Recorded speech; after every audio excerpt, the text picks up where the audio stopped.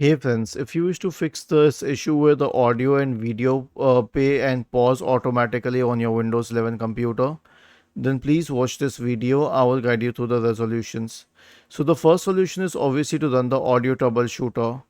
Right click on the start button and select settings from the menu. Go to the system tab and then scroll down to troubleshoot. Click on that.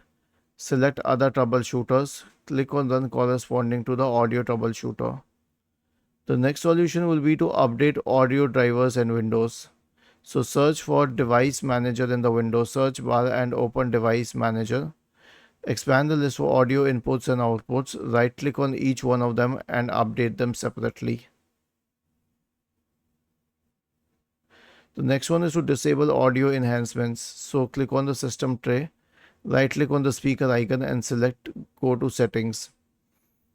And then you can go to more sound settings.